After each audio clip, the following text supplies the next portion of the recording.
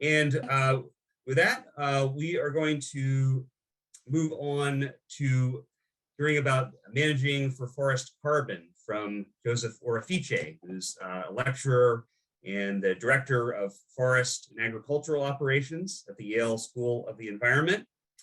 Certainly there's a lot about forest carbon in the news these days, a lot of noise, I would say, on the subject, and the role of forests in being able to help mitigate and adapt to climate change, and where forest carbon fits into that. So Joe, so glad to have you with us this afternoon, and I think this will really pick up where some of the questions that were being asked the previous presentation. You'll be addressing some of these in your talk. Great. Yeah, thanks, Chris. I was excited to see the previous presentation too. It's nice to hear what's happening with those exemplary forestry guidelines. So thanks everyone for joining in. I am going to share my screen.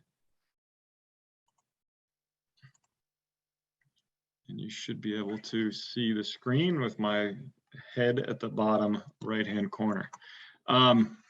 So yeah, I'm going to talk about managing for forest carbon, and this is kind of a new concept, right, for us to think about it as a potential form of management. And I think it was last year or 2 years ago, I don't remember these days, but I gave a presentation up at Hull Forest Lands, at the meeting up at Hull Forest Lands, about the origins of multi-use management, right? And I talked about, forestry in this country for a long time has been thinking about managing forests for multiple uses.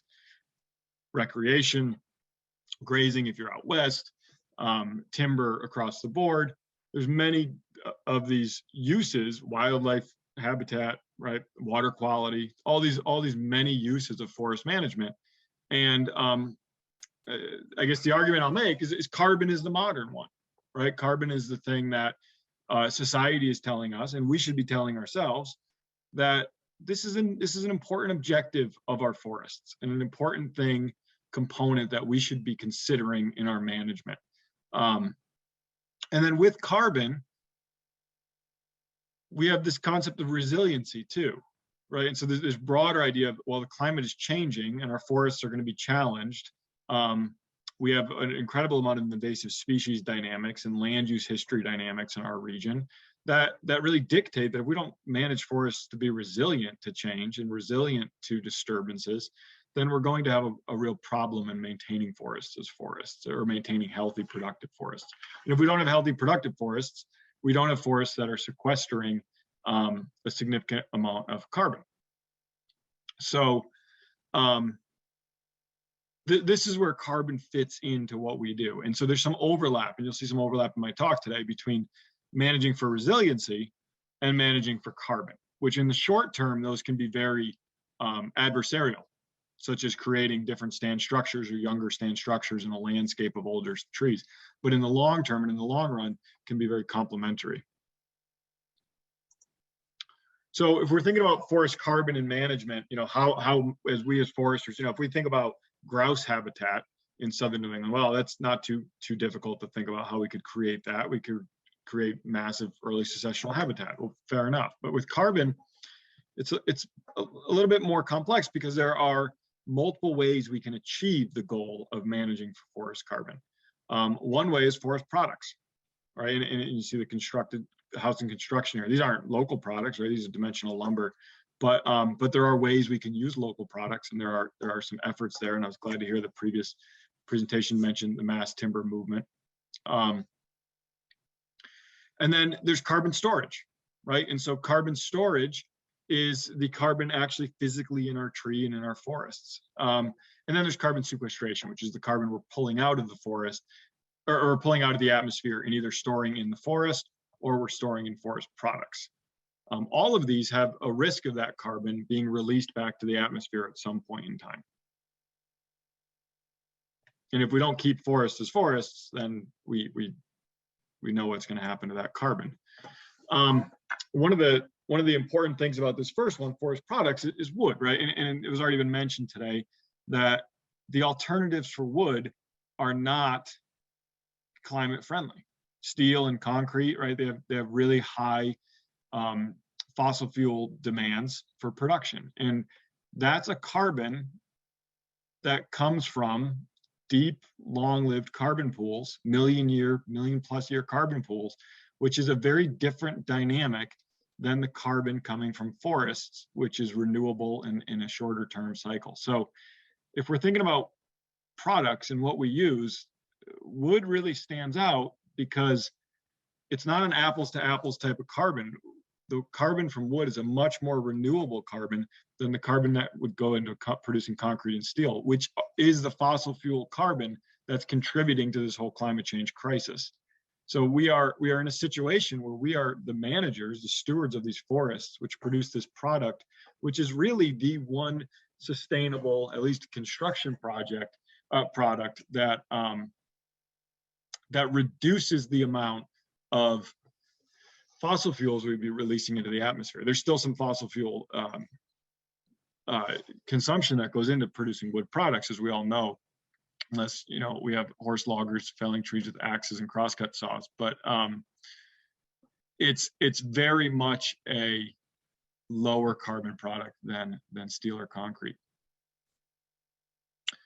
And so, we can see this in some of these alternatives. So just looking at a couple of different older documents here, hardwood lumber, the top table here, hardwood lumber, what's the substitution? Polyvinyl chloride, softwood lumber, steel studs, hardwood flooring versus vinyl flooring, right? That's pretty relevant to us here in Southern New England with our hardwood markets. The alternatives for our products are doors, right? There's another good one, steel doors. The alternative, and these are not all the alternatives, they're just the ones they used in this paper to account for the carbon dynamics. But the alternatives for what we can produce are not sustainable. It's very easy to argue that steel and concrete are not sustainable from the perspective of carbon. And you can see that down here in this another paper or another table adapted in this paper, illusion of preservation, which is looking at rough solid lumber compared to concrete, steel, and aluminum, and the fossil fuel energy that goes into producing it. It's just an incredible difference in terms of what we can produce and what we can do by using wood in terms of reducing the amount of fossil fuels released into the atmosphere. And I think that's a critical thing that foresters need to recognize and be clear with, is that we are producing products that are alternatives to products that would release an incredible amount of fossil fuels, new fossil fuels, into the atmosphere. And we also have to recognize that what we produce is not perfect, right? Like looking at bioenergy. Not all of the bioenergy that's coming out of forests is perfect carbon harmony with the atmosphere, meaning it's released and then it'll get taken up. Like there are fossil fuel aspects lost in this process, and there are some products that may not be as desirable from a carbon perspective as other products, right? Woody biomass compared to long-lived hardwood flooring, for example, have very different carbon cycles and carbon dynamics and carbon implications. And so I'm not going to try to say one is the best here. I think there's a lot of folks that argue these numbers, but I think we can generally say the longer the live the product, the greater the long-term carbon storage. But still with wood products, we're talking 300, 400 years, probably max carbon storage compared to fossil fuels, which once we release those fossil fuels, we took something out of storage that was millions and millions of years and released into the atmosphere. So we need to be really thoughtful on how these carbon dynamics come into play. And with this biomass one that gets really heated, and in Southern New England, we don't deal with it quite as much because we don't produce as much biomass. We tend to have firewood, which gets left out of the conversation.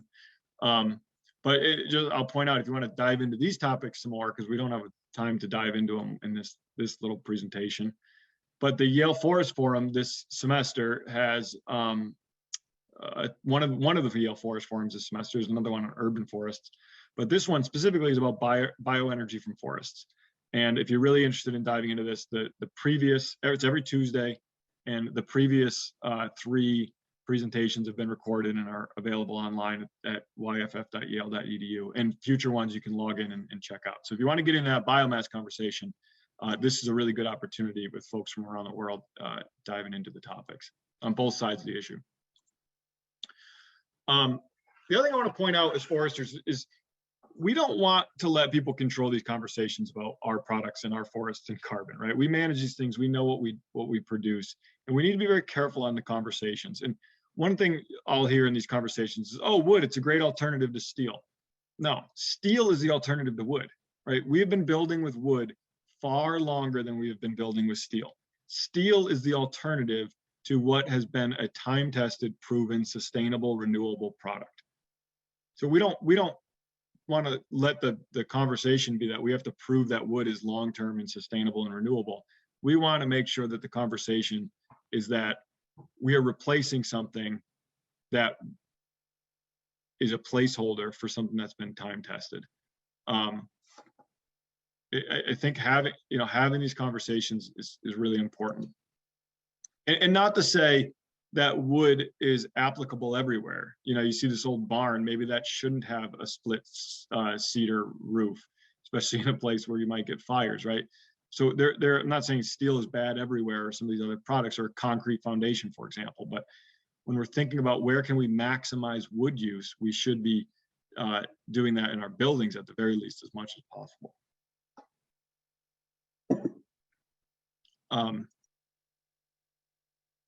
And so the other factor of this, right? So this idea that we can manage forests for forest products which have carbon benefits, that's pretty well established. I mean, wood is there, we can produce it, we know how to produce it sustainably, especially in our region, where we utilize natural regeneration and all these other dynamics that are actually pretty advanced. But we can also think about our forests as mechanisms of sequestering carbon and storing carbon. And I'm just going to use nature-based solutions as like a venue for that, and sort of carbon projects as a venue for that. So the idea that we can maintain our forests as these engines to pull carbon out of the atmosphere and store it in the forests themselves. So regardless of wood products, trying to get forests to be these engines. These are another way we can think about carbon as a multiple use aspect. And people are interested in it. People outside of forestry are interested in it. It's exciting, right? This is from the World Resources Institute. My head is blocking. My head was not blocking the citation, but it's in the middle there. World Resources Institute, and it's just looking at some different nature-based solutions and reduce deforestation, reforestation, sustainable forest management, right? That's sort of where much of our playground is in forestry in Southern New England. We have a lot of adaptation benefits. There's a lot of there's potential for greenhouse gas mitigation, meaning pulling carbon dioxide out of the atmosphere. But even this recognizes, well, what forest products are being produced. Biodiversity benefits, and then maybe some food security, but that with our region doesn't tie as much in. But this is a playing field, and people are interested in forest management and how can we implement forest management for the maximum carbon benefit, or at least a planned and intentional carbon benefit. And let's use carbon offsets to just get through a couple of these concepts. This is just looking at some of the different carbon offset programs from last year. Is 2021. One of our students here put this together. The number of carbon projects in the Northeast, and then who's involved with them. But within these carbon offset programs, right? So somebody's going to pay a landowner or pay a forest owner to sequester carbon. There are a couple of three key concepts in this. One is permanence. So if you're going to pay someone to take carbon out of the atmosphere to justify somebody else burning carbon, what is permanence? So what's the context? Is there a potential for that carbon to be lost? Is it going to stay there in the forest, or in whatever the payment is for? Another one is leakage, right? And so leakage, this idea that if you restrict some type of use in this area as it relates to carbon, is it going to cause greater impacts in more carbon release somewhere else, right? So it's not actually a net gain, it's just a transfer of where something happens. So like in timber harvesting, a leakage example would be we stop timber harvesting on this piece of property, but then we get increased timber harvesting on this other piece of property to meet somebody's firewood demand, right? And so that's an example of leakage where there actually is no net benefit. And we need to be careful of that. And so leakage is definitely something we want to avoid in forest management. And then another big one, and this is really where it's gotten sticky for forest carbon projects, is this concept of additionality. And this is the extent that something would have happened anyway. And with additionality with forest carbon, there's this assumption, right? So these carbon projects use a baseline, and these baselines are this assumption of like, well, this is what the standard operating procedure would be. This is what would happen if we don't pay this owner for storing carbon in their forest. This is how much carbon would be there, which is this bottom dotted line. And then the project activities, such as having a carbon easement on it that somebody pays for, and requiring some type of management or committing to some future carbon stock, right, which is really how these work. Like you're committing to some future carbon stock in 40, 50, 100 years. That's that upper line.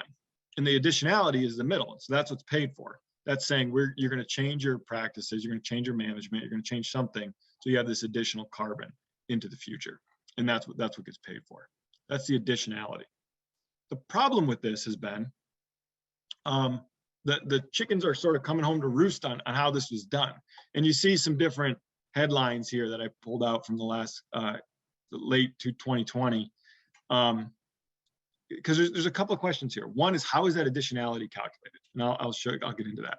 And two is, and this is a broader question that I'm posing right now, is this carbon stored in forest a permanent fixed for fossilized carbon emissions? Meaning, a company who's emitting fossilized carbon wants to say they're carbon neutral. And so they're burning fossil fuels and claiming carbon neutrality. And yet they're claiming that carbon neutrality because they bought forest carbon. They bought carbon to be stored in a forest over the next 40 or 100 years. The longest of these contracts is 100 years. In 100 years, that forest landowner could get rid of all that carbon, or that carbon could get knocked down by a disturbance event. It's probably not going to go into a multi-million year carbon pool buried in fossilized minerals. It's just not apples to apples here. And so I pose that question as we as foresters think about this, because we want to be honest in our profession about how long that carbon may stay in our forests. So let's look at these projects from the additionality standpoint, because there's an additional question here. So this is from a college in New England, and I'm not going to tell you which college it was, because I'm not here to trash them. They got into the programs like anybody else did. But the start of the project here in 2016, this was a carbon project. So it was a college that owned forest land in New England. And they put their forest land into a carbon project, meaning somebody paid them to store carbon on their land. And the baseline here is the blue line. And the baseline was, how would they manage their forest if they were to manage it on a net present value rate of return? Meaning, how would you manage it for the maximum financial revenue? Well, if you take a forest that has not been managed that way, and then you start managing it that way, meaning I am going to manage this land so I get the maximum financial revenue, and you have a mature forest, what do? You cut the majority of your growing stock, in this case, half of your growing stock in the first 10 years. Because why would you let those financially mature trees continue to stand if all you're considering is that one metric, which is financial revenue? There's not this college wasn't doing that, but that's what their baseline ended up being. And you see the green is the average of that baseline over time. That's what their baseline ended up being for this carbon project. And so many other carbon projects out there on forest lands is not what are you actually doing now, and what have you done for the last however long you've owned this land. I don't know how long this college owned this land, maybe 50 years. It's what would you do if your only incentive was financial revenue? and that means you would cut it all. So essentially and then the red line here is the payments, the assumption of like, you're gonna, in this case, it was do nothing. You're gonna do nothing, and this is the carbon that will accrue in your forest, also assuming disturbance doesn't occur. So the additionality, what's paid for is the carbon between the red line and the green line, which is a significant amount of carbon. But the carbon between the dotted black line and the green line has already been sequestered. It's already standing there in the forest. And yet somebody paid this forest owner for that carbon that's already been sequestered in order to justify releasing that amount of carbon in the current year. It doesn't work in terms of being honest about carbon neutrality in the company that's claiming it. And when forests get wrapped up in this, we end up with headlines like we saw on the previous page, and a lot of questions about like what is going on with forestry, what's going on with carbon. People don't necessarily get it. So I think these things are actually causing us some strife in our profession because of how they've been done, these carbon programs, and what they're being used to do. Meanwhile, there's these assumptions that are out there that come from these as well. Like the carbon is just going to perpetually increase in a forest. Can that happen? Will carbon just perpetually increase in a forest? No, otherwise we'd go into our old growth forests and we'd have in New England, we'd have 10,000 years of organic matter build up, right? It would just continue to build and build and build, or rich and rich in soil. It might do it a little bit, but it doesn't do it a lot. And if you look at what happens eventually with this, and you go to places where there wasn't glaciation, where forests have been developing as forests for a long time, you actually get most of the organic matter outside of the soil and just what's above ground. And there's a physical limit to how much you can put in there before it decays or before it burns, depending on the climate. So there is not this ability to just continue to sequester more carbon. We need to think about, when do our forests reach a carbon saturation point, and how long do they stay in that maximum carbon state? Meaning, how long will they stay in that before they're disturbed? And then we can also take that same question and think about it on a landscape scale.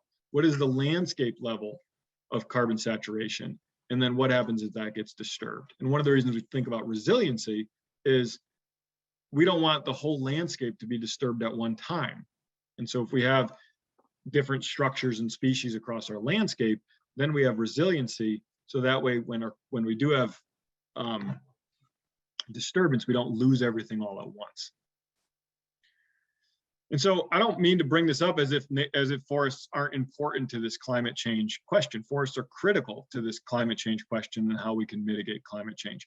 And you can see that in this potential of nature-based solutions, also from World Resources Institute. And there's a number of things that they're saying, like these are things that we can do now to pull some of this carbon out of the atmosphere, which is important. It's an important part of the conversation. I don't think it's as important as saying, what can we do now to find alternatives to fossil fuels? Because we can pull what we want out of the atmosphere, but we're still burning more and more and releasing more and more fossil fuels. So it's like we're bailing out a boat without fixing the leaks. It's a problem. But it's better to start bailing than not to bail as well, in terms of pouring water out. Don't just bail. Don't just say I'm out of this conversation. But reducing deforestation, restoring forests, wetlands, improve forest management and agroforestry. I'll throw that in because of my other hat as an agroforester, but improve forest management, right? So the question, how do we do this? People want us to do this. People are charging us. They're saying we should do this. They're quantifying how much that actually matters in terms of management, but nobody's really defining improved forest management. What I like what New England Forestry Foundation is doing is they're taking efforts to define this. What does it mean? What does it look like? And I think that matters quite a bit. And so in these conversations around forests and carbon, we need to talk about how do we manage them with carbon as a major objective, and how can we do that with the best results? And unfortunately, what happens in this conversation, and foresters get into this, and I myself have gotten into this as much as anyone else, is we get into the argument of no management versus management. And that binary question of is no management good or is management better for carbon? That's a terrible question, because it just assumes that all management is the same when it comes to forest carbon. And that's just not true, right? Depending on what products we manage for, depending on what structures, depending on all the rest, that is a very important distinction that we need to make sure we make, is that not all forest management is the same when it relates to carbon. Just like not all forest management is the same when it relates to ruffed grouse habitat. It's a very important conversation to have. And we also have to be careful that we don't let the assumption go on that passive management equals long-term stability, because it doesn't. We know it doesn't. It's just we don't see regular disturbance in our region in our lifetimes. We might see 1 or 2 big disturbances over a couple of generations, right? Thinking back to the hurricane in 1938. So this idea that doing nothing will secure carbon in our forests is also something we have to be careful of, because it ignores disturbance, which is the key driver of our forests. So it's far more complex, this question of no management versus management. It's really about no management versus all of these other types of management, and no management not having any way to really predict what's going to happen, other than to say forests are going to grow until they don't and get disturbed, or something happens to help release their carbon. This is looking at some data from Yale Myers, right? And this is looking at forest carbon stocks increasing in managed forests. These are our carbon stocks from about 1960 until like mid 2015s. And so we can have managed forests and increase the carbon of them. We can really have our cake and eat it too with this, but we need to be thoughtful in how we do it. And now we're also seeing a trend here of maturing forests, which maturing forests don't just always continue to mature. Eventually disturbance occurs. So what we do in this dynamic is we are intentionally disturbing these forests through management to help pull some of that carbon out, and we actually use it for, you know, wood products that we sell, but give space for the residual trees to continue to grow and maintain that carbon. And so when you think about like carbon saturation point, you're kind of seeing us actually reach a carbon saturation point here at Yale Myers Forest as it relates to balancing the amount of trees in the forest with a resilient habitat, or a resilient species and age structure across our landscape. And at our Yale Toomey Forest up in southern New Hampshire, it's actually still increasing some more because of the age of the stands are a little bit less, and the trees grow a little bit slower. And then these are just some of the products we pull out, right? So thinking about, well, telling that story about carbon, these are some of the products we pull out and the carbon dioxide sequestered in those products over time. And there's all kinds of details you could get into with this related to what's the life cycle, how long do those products live, and all of this. And those are questions that we really have, and we still have, and they need to be answered, but they're incredibly complex to answer them. But that said, these are at least renewable products that were produced compared to non-renewables. The other point I'll make about managing stands not being just management versus no management and type of management is I want to point out this recent paper from Northern New England looking at stand and site factors as it relates to live tree carbon sequestration in managed versus unmanaged forests. And this paper actually looked at a number of different management types in the forest, but the ones that are highlighted in this graph in the managed dotted line at the bottom, those are uneven age management stands. So like group and single tree selection stands. The solid line at the top are unmanaged forests, and the y-axis here is predicted carbon loss. And what this study is showing is that there's much greater predicted carbon being lost from unmanaged stands than stands managed with uneven aged management, because those unmanaged stands have a greater amount of mortality, and those stands with uneven aged management, those trees have room to grow, and so they're less likely to die from disturbance. They're more likely to continue to grow and thrive in the future. And there's a lot more complexities in this paper, and I wasn't an author on it, so I'm not going to try to get into all those complexities. But I do think, you know, many of you know the names on these papers, as I know many of the names. Reach out to these folks, look at the paper, read it. There are a number of dynamics in there that are important. Here's another one. This one's from out west. So structural retention, right? This is showing that big trees hold the most carbon. Believe it or not, big trees have more carbon in them than other trees, right? Wow. But that's important to think about if we're managing forests for carbon, retaining big trees. We do this for other reasons as well. We do this for a number of reasons in forest management. Seed production, structural diversity, legacy trees, quality genetics, but leaving big trees intentionally for carbon objectives is okay. And in fact, we should be doing more of it than maybe we, or at least we should be thinking about that as a reason to leave big trees.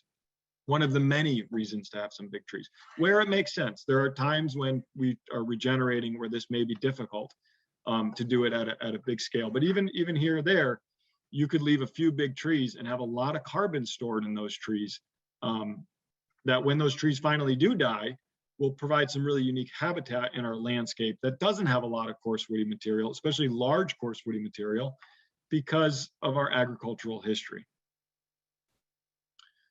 The other thing I'll point out, right, is humans, foresters, other humans, right, non-forester humans, they're out there. They want stability. And forests are adapted to change. So we make these assumptions, as I mentioned, that our forests are going to be stable through time. And that when they do get disturbed, they'll just cycle back in, right, into this forest, and they'll get to this climax stage. And they'll stay at that climax stage, right, until they cycle back through. It really doesn't work that way. And it especially doesn't work that way when you have anthropogenic climate change, invasive alien species, and an agricultural land use history in second growth forests. There's a lot that's causing change, and a lot that kind of goes into this individualistic concept of succession, where our future forest conditions are not going to be consistent to what they were in the past. So we can't necessarily plan on the future of our forests being like they were in the past, unless we really put in a lot of effort for it. And I know the Yankee chapter of SAF, knows this all too well when we think about red oak. We can't just take for granted that our red oak forests are going to replace themselves. If we want to have that little bubble in time continue again, we need to do something to make that happen. And it might be impossible to make it continue again, but we could do something intentional that maintains some essence of it. And so these historic land uses, right, they define our landscape, and we're dealing with them. So how do we maintain this productive function in our forests? Productive functions being carbon storage, water, renewable products, temperature regulation, habitat types, human health, quality recreation. None of those are counter to managing forests for renewable forest products. That can all happen. We can do that through maintaining multiple age classes, right? Ensuring native species have opportunities to persist, ensuring soil integrity. That's super important. So we want to make sure that we can maintain some of these functions through management. And by doing that, we help maintain some of the carbon dynamics of what we want to have in our forest, which is sequestration and storage. So how can we maximize that carbon in storage? And I got a couple of minutes here, and I'll wrap up real quick. But there are some things we can do, right? So long-term carbon stability, and I have things in green that are like more sequestration leaning, and things in storage more blue, okay? Carbon storage, but there's a lot of flexibility in this. But encourage that species diversity, encourage regeneration, right? Even if it's periodic. Stands with vigor and growth are best able to withstand disturbance. Manage for carbon positive forest products. What's going to give us the best carbon benefit? Let's manage our forests for that. And in Southern New England, it's probably long-lived, mature, saw timber essentially. Maintain soil integrity, right? And this is harder to do when we have winters with these freeze thaws and everything else, but try to maintain our soil integrity. And I think we can do a lot that we haven't been doing in Southern New England, trying to increase the capacity of our loggers to have low impact equipment and equipment that they can afford and actually maintain well, if we think about this importance of soil integrity. Extended rotations, retaining big trees, allow and create structural complexity, maintain stand growth, maximize stand growth rates. We know how to do that. This is a paper I want to point out as well, Forest Management and Carbon Sequestration for Climate Adaptation. Definitely one worth checking out. There's an example in here. I just pulled part of the example here. This was from the Green Mountain Audubon Center's management plan of things that tactics they might use to manage for carbon, and then approaches to achieve that, such as increasing stocking levels by allowing trees to get to larger size classes. How do you approach that? Increasing stocking on well-stocked and understocked forest stands. Like there's a number of these in the paper. I'm not going to try to read this table to you, but I definitely want to point it out as we can plan for this in our management plans, just like we would plan for ruffed grouse habitat if that were our goal. And it's going to be different from site to site, right? We need to be able to adapt this site to site, conditions to conditions. But there are a lot of things we can do to manage for carbon. So in these methods of achieving multiple use forestry, to bring it back around, the question I'll put out is, how should we approach forest carbon objectives within this multiple use context? Not everything is going to complement carbon, and carbon isn't going to complement everything else, but it definitely can be intertwined in terms of what we do, how we think, and how we talk to forest owners and policymakers. So I'll stop there. And I think I have time for a couple of questions, but Chris, you can take it over there. Thanks, Joe. That, is great and giving us a tremendous amount of, food for thought. So stepping back to look at the big picture for forest carbon, and then, bringing it back to the, particular area, silviculture and on the ground forestry in which many of us work. And I think we do have time for just a couple of questions.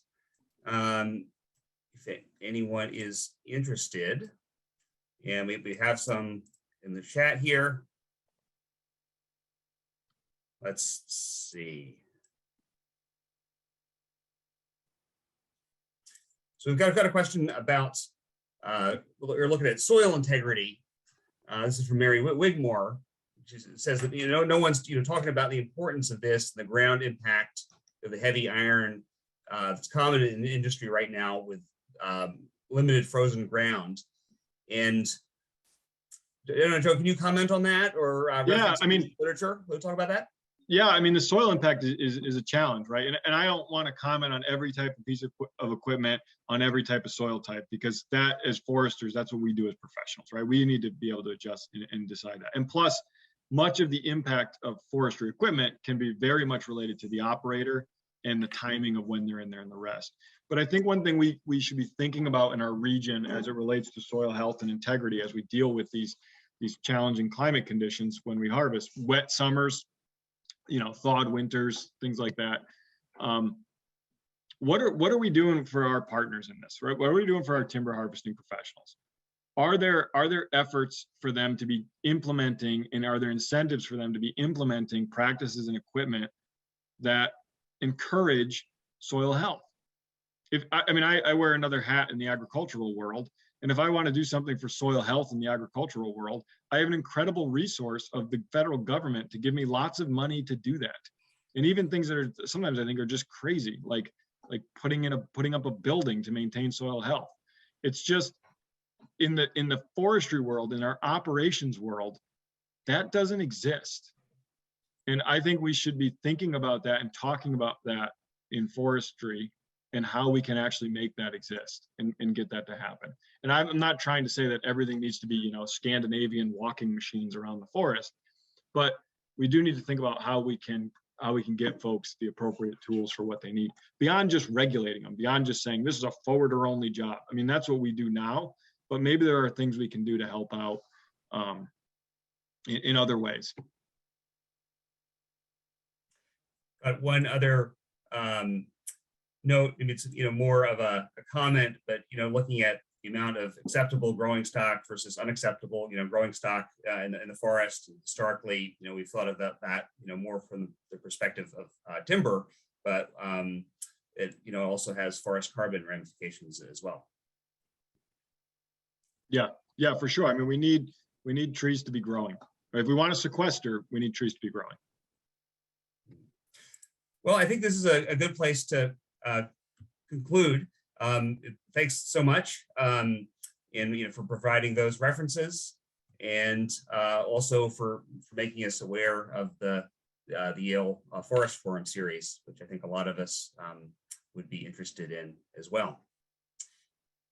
So this brings us to the conclusion of the program portion of the Yankee SAF Winter Meeting on hot forestry topics for warming winters. I think we really have covered a lot of ground, and certainly there's a lot more to learn and apply to our practice and the different kinds of work that we do. But want to extend a huge thanks to all our presenters. Our meetings benefited hugely from having such high quality presentations. I don't think we could have brought together such a range of presenters if we were gathered together in person, as we so much like to do, and will again. But given the limitations that we're working with, we're trying to take advantage of and make the most of the situation that we're in, making lemons out of lemonade again.